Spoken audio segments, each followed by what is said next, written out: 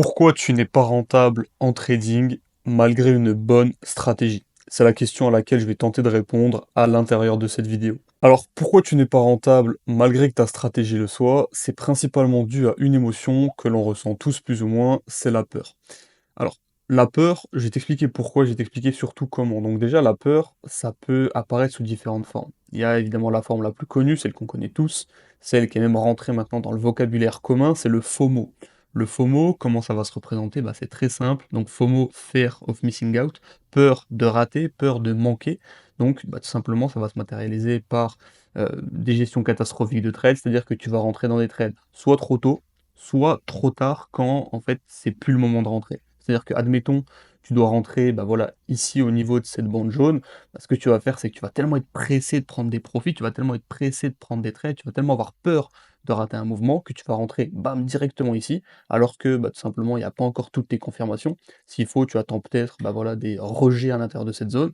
Bah, toi, tu vas tellement être pressé que tu vas rien attendre du tout et tu vas rentrer directement. Et au final, bah, en fait, tu n'auras pas du tout toutes tes confirmations et tu vas te faire stop loss. Ou alors, au contraire, tu vas attendre bah, voilà, le prix va venir, il va faire ton fameux rejet et il va être ici et toi tu vas rater le trade et tu vas le prendre ici, tu vas le prendre beaucoup trop tard et tu vas dire putain, faut absolument pas que je rate ce mouvement, il va m'aider à passer mon challenge, passer à faire du profit, payer mon loyer, je ne sais quoi, et tu vas le prendre trop tard, d'accord? Donc ça c'est la première et évidemment la plus connue raison, enfin du moins pardon, façon d'avoir peur sur les marchés, c'est le FOMO, mais c'est pas la seule et l'unique. Il y a aussi évidemment la peur de perdre. Alors, la peur de perdre, comment ça se matérialise? Bah, c'est un petit peu différent dans le sens où, bah, admettons, si on reprend notre fameux exemple, tu vas laisser le prêt aller sur ta zone, tu vas attendre ta rejection et hop, tu vas rentrer directement dans la position ici. Et le prix va aller un petit peu contre toi, hein. Et toi, là, juste ici, tu vas dire: «Ah putain, j'ai trop peur de perdre. Faut absolument pas que je perde. Là, je suis à -500, -1000, -2000. Faut vraiment que je coupe absolument mon trade directement parce que, bah, ça va m'éloigner de mes objectifs et cetera. Je peux pas perdre cet argent». Et au final, le prix, bah, potentiellement, il va venir te TP. Tu as eu peur de perdre, tu as coupé ton trade trop tôt et bah, finalement, tu vas le payer sur le long terme, c'est sûr et certain. La troisième forme, de peur, ça va être la peur de perdre tes profits latents. Là, bah, voilà, le prix va arriver sur ta zone, il va créer ta rejection, tu vas rentrer et là, tu vas être là. Et là, tu vas dire: «Putain, je suis quand même à plus 500 €, je suis quand même à plus 1000 €. Certes, mon TP, il est à plus 5000, mais vas-y, 500 € ça me va. 500 € ça me va et vas-y, je vais pas respecter mon plan sur ce coup-là, je vais couper à plus 1000 €». Et finalement, bah, évidemment, toi, tu vas couper ici, là, mais le prix, il va continuer, il va aller jusqu'à ton TP. Et finalement, tu auras un manque à gagner de, bah, plusieurs milliers d'euros à chaque fois sur toutes tes positions. Et finalement, sur le long terme, bah, comme tu vas jamais couper tes pertes, mais tu vas toujours couper tes gains à la moitié, bah, ça va biaiser les probabilités, ça va biaiser tout simplement ta stratégie et tu ne seras donc jamais rentable. Et la quatrième et dernière peur, évidemment c'est une liste non exhaustive, il en existe d'autres, mais c'est la peur de couper trop tôt. Donc là, c'est un petit peu l'inverse de ce de ce que je viens de t'expliquer, c'est-à-dire que tu vas attendre, bam, ta fameuse rejection, le prix va arriver, bref, il va faire sa vie, hop, il va venir jusqu'à ton TP. Donc là, logiquement, tu devrais couper ton trade, tu devrais être content, encaisser tes profits, passer à autre chose, mais non, toi tu vas dire: «Je pense que le prix il peut monter jusque là. Je pense que le prix peut monter jusque là-haut, il y a une belle zone, je sais pas, il y a des liquidités ou je ne sais quoi en fonction de ta stratégie». Tu vas dire: «Non, voilà». Et finalement le trade, bah, hop, il va se retourner, tu vas finir soit BE, soit encore pire, à te faire stop loss alors que, bah, finalement ça aurait été un trade que tu aurais dû TP. Donc ça, c'est les 4 peurs principales que tous les traders non rentables ont dans leur trading et vivent au quotidien. Et le plus vicieux là-dedans, c'est que tu peux ressentir de la peur dans tout le processus de trading. C'est-à-dire du début, c'est-à-dire de la prise de position jusqu'à la fin de ton trade, que ce soit un TP ou un SL, tu vas potentiellement ressentir, pardon, de la peur dans tout le processus. Tu vas potentiellement FOMO au début, ensuite tu vas avoir peur de perdre, puis vu que tu vas être un petit peu en profit, tu vas avoir peur de perdre tes profits et tu vas te poser des dizaines de questions. Et si le prix se retourne? Et si ça? Et si ça? Et finalement, tu vas prendre des mauvaises décisions. Que ce soit, bah voilà, comme je l'ai mis dans l'exemple, dans un TP ou même dans un SL. Les questions seront juste différentes, mais tout simplement, tu ressentiras de la peur dans les deux cas. Et c'est pour toutes ces peurs, c'est pour toutes ces raisons que tu n'es pas rentable, malgré que ta stratégie le soit, car tu n'arrives pas à la suivre. Et il est impossible de ressentir de la peur sans ressentir son exact opposé, qui est l'avidité.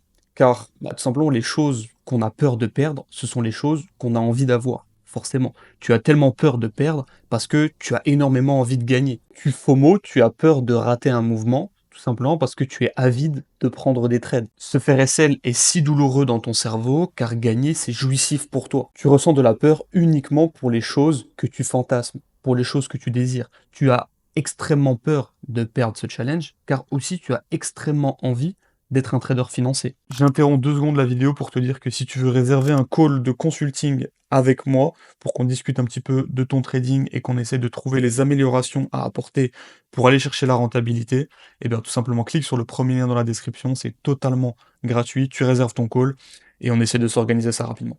Et tu attaches tellement d'espoir à un TP, tu te dis qu'il va t'apporter de l'argent, potentiellement te faire réussir un challenge, et ce challenge, tu vas pouvoir le montrer à ta famille, à ta communauté de trading, ça va t'apporter des regards sur toi, tu vas être content, ça va t'apporter énormément de choses dans ta vie, tu attaches tellement de choses à ce TP que du coup, la perte, le stop loss devient inenvisageable, devient super douloureux. Parce que du coup, tu as peur de perdre de l'argent, oui, mais tu as aussi peur de perdre ce que tu désires, c'est-à-dire la reconnaissance, le compte propre firme, etc., etc. Et plus tu es excentré sur cette courbe au niveau de la peur, plus mécaniquement tu vas l'être au niveau de l'avidité. Et donc, plus tu es avide de vouloir passer ton challenge, de faire du profit, de vouloir prouver aux gens autour de toi que tu as réussi, plus il y aura du poids ici. Et donc forcément, ça va se répercuter de l'autre côté et tu ressentiras de la peur à dose équivalente. Et forcément, il n'y a rien de pire, enfin, ça va énormément affecter tes résultats. Et la seule option pour ne pas subir ça, pour ne pas ressentir ces grands swings entre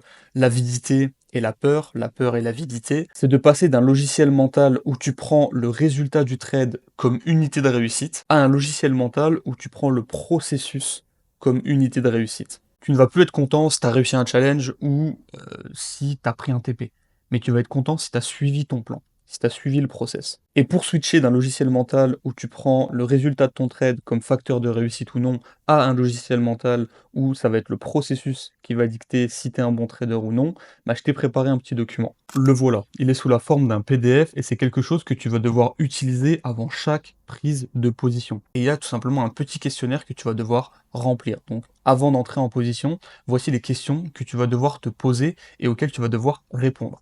Et j'ai analysé le marché et suivi mon plan de trading. Si c'est oui, tu peux directement cocher cette case. D'accord? Si c'est non, tu ne la coches pas évidemment. D'accord? Le but, ça va être d'avoir le plus de cases cochées avant d'entrer en position. La configuration correspond-elle à mes critères d'entrée? Oui ou non?